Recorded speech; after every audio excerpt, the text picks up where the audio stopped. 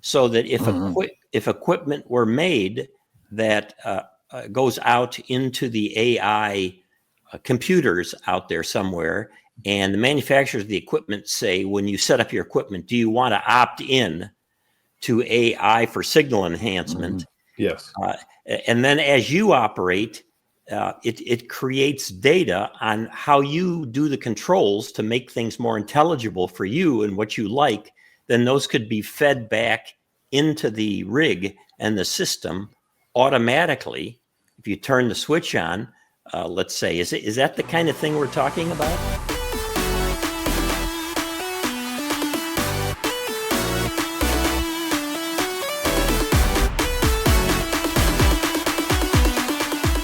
So here we go with a special guest. I'm so genuinely excited about this. Derek Skerman, PhD. Yes, PhD. And not only that, he's worked in business for quite a while. And Derek has worked as a professor. He's written many books, many articles. And so Derek has been a ham for many years since growing up as a kid. He got a license early on. He's now W8DCS.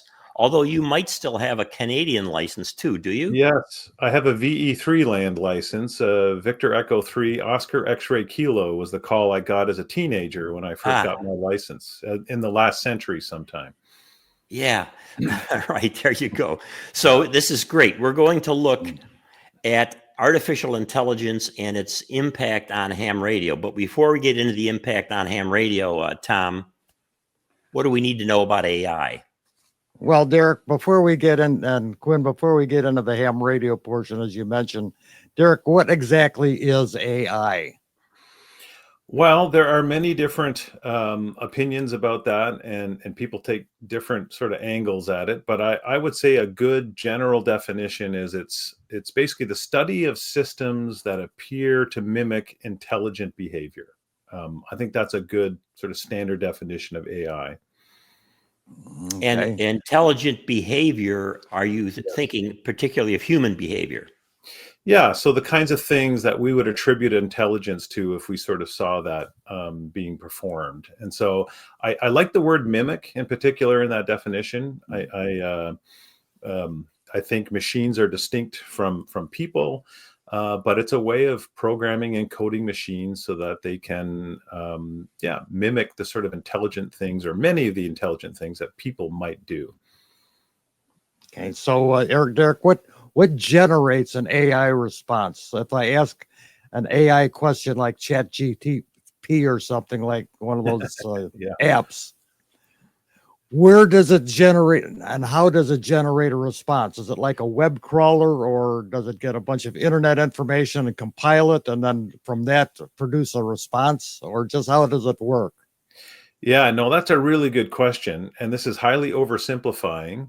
But when you do input, a query into a large language model like ChatGPT or some of the others that you can find out on the net, it basically breaks your query down into tokens, okay, words, which are then assigned numerical values. And then there is this large language model, or LLM, that basically parses those things and calculates the probability scores of what the next word might be in a sequence of words that would form a reply.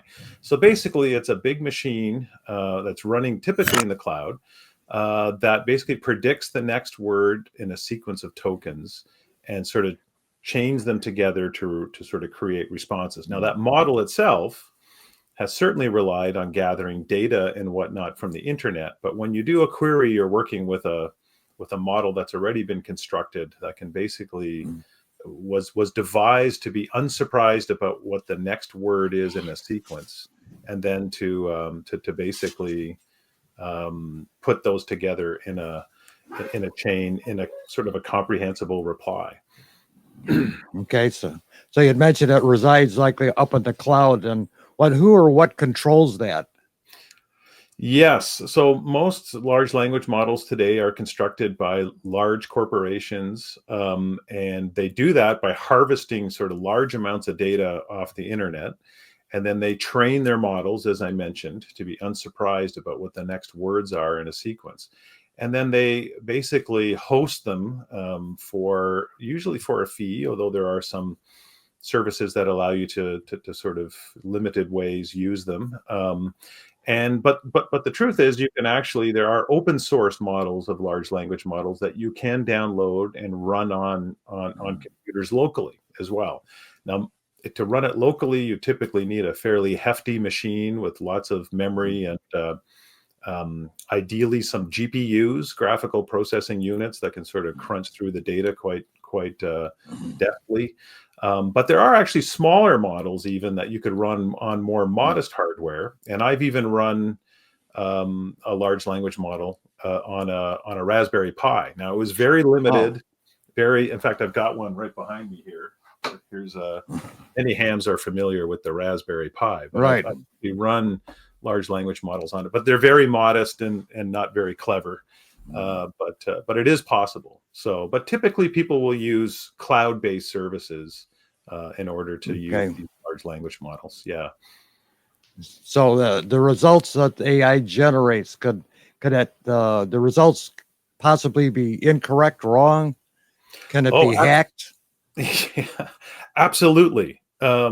Basically, yes. So there is something called hallucinations, where basically large language models will basically look for the next statistical word in a sequence and go off into the weeds somewhere. And that happens occasionally. There's also misinformation. A large language model is trained on data that's been harvested from the internet. And so we all know the internet does not have all truth and facts in it. And so that will be mixed up in the model somewhere. And then there's also like disinformation, people who are actually using large language models to promote untruths or propaganda or other information. And you've probably heard of the term deep fakes, right? Where people use what's called generative AI to create fake images and videos. And so basically an AI is a machine which is looking for statistical plausibility, not truth. So you need to be, your mileage can vary in terms of the output, and you need to be sort of careful, especially when you're doing, things on which life and limb might depend. You don't want to rely on the output of an LLM for important decisions that you have to make. So those are just some of the things. I mean, there's other pitfalls as well. There's something called data poisoning. People can actually insert information into a model during its training to make it to impact its behavior. And there's also, because these models are hosted in the cloud, there's the same vulnerabilities that you'd have for any internet sort of service, right? That can be hacked by malicious actors or cyber criminals. So yes, there is I mean, they behave remarkably, surprisingly well in a lot of cases, but yeah, your mileage may vary, and they are subject to some of these pitfalls. So what you're telling me is, if I relied on AI for a medical diagnosis, it'd probably be best to get a second opinion. Absolutely, yes, yes, yes, from a person who is qualified and competent. Yes, absolutely. Right. So, Derek, let's switch gears now. This is a two-part series, and we're going to go through a bunch of opportunities that maybe are there for ham radio's future with AI now. And then in part two, we'll go through some more of those. And I'd like to start with this whole idea, which is so interesting, of making ham radio. It's what we do as a hobby. Okay, what ham radio is all about, making it more accessible to people using AI. And I don't have any specific way to go after that, but I just want to say people are different. We have different abilities. We have different backgrounds and everything. We have different expertises. Can AI, do you think, in some way make the hobby more accessible? Voice control would be a part of that accessibility. Yes, no, absolutely. I think, being able to have a hands-free kind of rig for people who have certain disabilities that prevent them from manipulating the controls on the rig. So voice-operated control of a rig, being able to have text to speech and speech to text. I mean, some of these systems already exist, but AI actually is very helpful in speech recognition. Being able to help people, find appropriate places to where the band is open, and so kind of helping with the overall experience of being able to use the rig without having the ability to kind of have a lot of other knowledge. So for beginners, so these are all things that sort of, I think, would make the hobby more accessible for lots of different folks. What about signal enhancement? Yeah, so you could imagine that, you could have an AI system that could really, really help with noise reduction, right? Algorithms that become incredibly, skilled at identifying and filtering out QRM and other types of noise adaptively, perhaps, trained on, many, many, many thousands of hours of communications, and to be able to kind of skillfully shift into different modes, rather than just a fixed kind of filter that you'll typically find. And then maybe one that could make weaker signals more intelligible, being able to pull sort of like information out of the noise a lot more effectively, using advanced statistical techniques based on training of many, many hours of data. Signal identification and decoding, so sort of recognizing certain signals and being able to automatically flip modes, as appropriate. And then adaptive antennas, actually having the system kind of tinker with the antenna as you're transmitting in order to sort of adjust it so that it's optimally configured, or an array of antennas or whatever, for reception and transmission. Yeah. And these sorts of things which you're talking about are so interesting because we all face them daily as hams. And it sounds to me like the training for those could be idiosyncratic to the user, so that if equipment were made that goes out into the AI computers out there somewhere, and the manufacturers of the equipment say, when you set up your equipment, do you want to opt in to AI for signal enhancement? Yes. And then as you operate, it creates data on how you do the controls to make things more intelligible for you and what you like. Then those could be fed back into the rig and the system automatically. If you turn the switch on, let's say, is that the kind of thing we're talking about? Yeah, I mean, you'd want to make sure that people's privacy and data is being used properly. But if that were stewarded properly, companies could build more intelligent models based on real-time data coming from, skilled operators, or even to customize it for your own situation, right? Especially if you want to think about noise cancellation. It's possible you could have a very particular kind of interference, or QRM in your, at your home location, that's based on some electronic device or some electronic thing that your neighbor has that's causing interference. And you could build an AI system that would be able to recognize that and flip in the proper statistical filters and whatnot to cope with that, compensate with that. So yeah, those are all possibilities. I mean, you could build a very intelligent rig control system based on gathering data from thousands and thousands of skilled hams, over time and over different band conditions and different antenna types. Yeah. Again, we're talking with Derek, W8DCS, Delta Charlie Sierra, about AI. Tom, where else do you want to go with this? What I would find very useful is when you're mobiling through the United States on the interstates and you have a GPS equipped radio in your car, and based on your GPS position, you have AI that would source out the most local repeaters and program your radio for those repeaters as you're passing through. And as you change from one, almost like a cell service where you could travel from repeater to repeater as you're going down the road, your radio would automatically adjust for the input output frequencies on any tone codes. So if you needed it, all you got to do is pick up the mic, hit the PTT button, and you're automatically into the local repeater.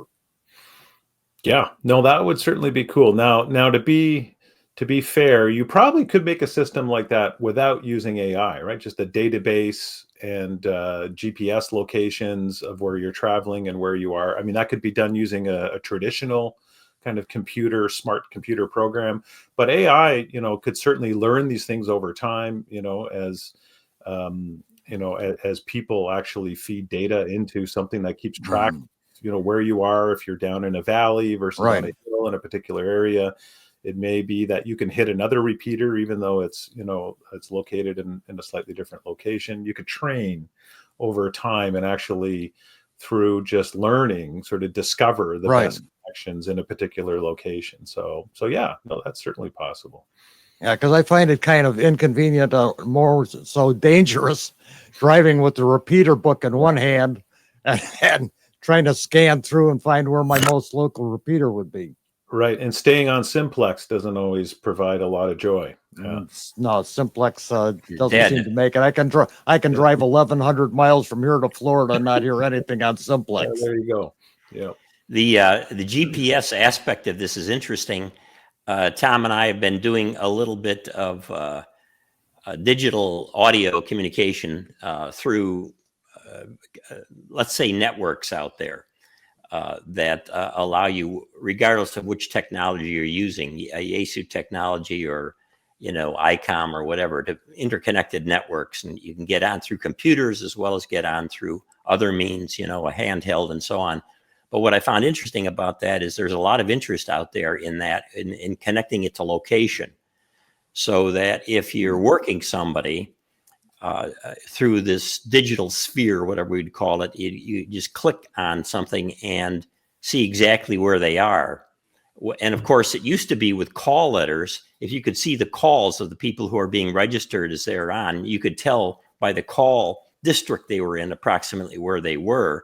But that's no longer possible because they're all over. And some of those call letters actually are tied to clubs or a digital ham groups that are located in areas where they've applied for the club call, which is different from the area that they're in.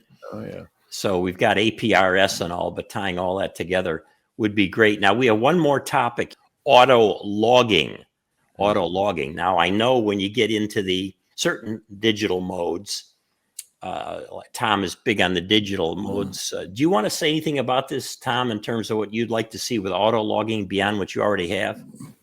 Well, I've used between FT8 and FL Digi. There's a macro that runs in the background that when you conclude a QSO, it automatically logs it into your logbook, and then you can import that or export it rather to QSL.net or QRZ, and it automatically posts it into your logbook. So that part automatically exists if you use it. So I don't know that. I don't know that how AI could take that any further. Now, in your case, where you're talking, having a chat on CW or phone, I don't know how that would work, to be honest with you, because I'm digital. Well, here's how I would like it to work. I'd like to have it voice recognition. So I can hold down a button of some kind of key like thing and say, okay, this is, and say the call letter and say he's a submarine operator and he's got 4 children and this and that, all the personal kind of stuff that interests me. And he's bought 16 HTs and he doesn't like HT. And I found out about a guy who's in that category. He keeps buying handy talkies because he doesn't like them. And he thinks one day he's going to get the perfect one. Well, that interests me. And I wanted to put that in a log because maybe you and I will go back and do a video with him, the guy who hates HTs. And I'm thinking about that topic, Tom, believe it or not, right now. What's wrong with HTs? And it's not just the programming of them. So at any rate, we're talking about AI, artificial intelligence, Tom and I have a wonderful guest here, Derek Skerman, W8DCS. If you like what we're doing here, please subscribe to the channel down below. Ham Radio Perspectives is all about serving the hobby and going in directions with new information, interesting information, real conversation with people who are conversationalists. And boy, Derek is good on this topic. So we're going to wind up the first one of this topic, of the future of AI in ham radio. I'm Quinn, the K8QS. And I'm Tom, WA9TDD. And with us there you see is Derek, W8DCS. So stay tuned for part 2 of the future of ham radio in the world of AI.